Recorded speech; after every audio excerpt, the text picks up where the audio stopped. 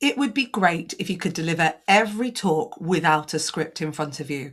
But reality check, you don't have enough time to learn every single speech. And sometimes the script is all you've got. So, how do you present using a script without sounding robotic or like a corporate marketing department? You know, I used to say to people all the time, never ever use a script. And then I went to an event, which was like a TED Talk event. And one speaker got up and did his 15-minute bit, holding a bit of paper, reading off the script and being really impassioned and deliberate. And it taught me, you know what, actually, it doesn't matter if you do have to use a script. What matters is you have to mean it. And after years and years and years of writing for radio presenters and writing scripts for the radio, I've learned, and we deliver these 3 tips on how to be better at writing words that you would say rather than writing words that you would read. And I'm going to tell you them right now. The challenge when you write is this: we write differently to how we speak. You write differently to how you speak. You probably put in more words in a written sentence. You probably speak in the first and third person when you're writing, which means I, we, first person. And then them, they, he, her, she, said, all of those things, third person. You probably write really long sentences with lots of description words in.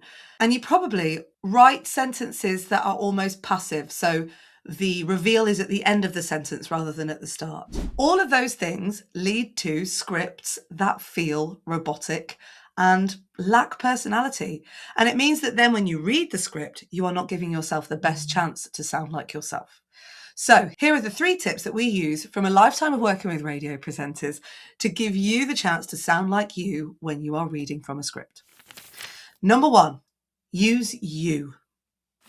When you write, you tend to use first and third person. I, we, they, and him, her.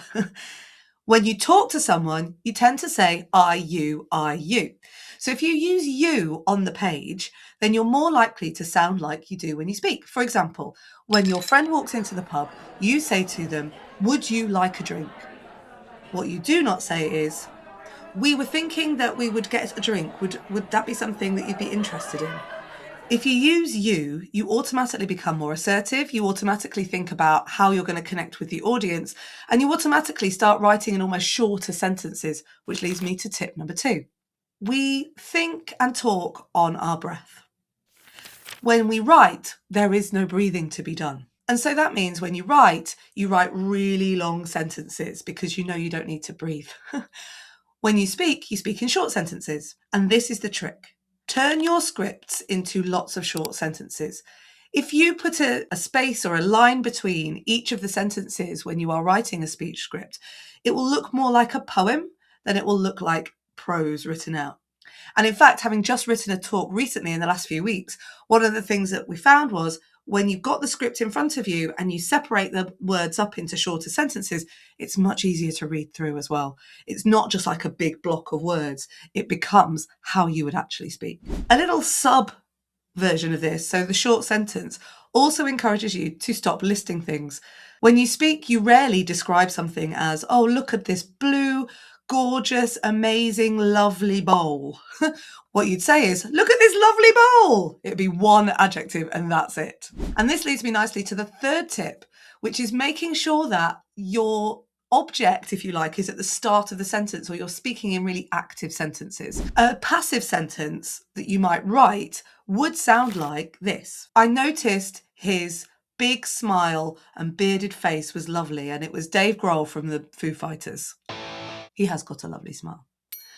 Whereas when we speak, we'd say, guys, it's Dave Grohl from the Foo Fighters. You know, the guy with the beard and the big smile. They're 3 separate sentences.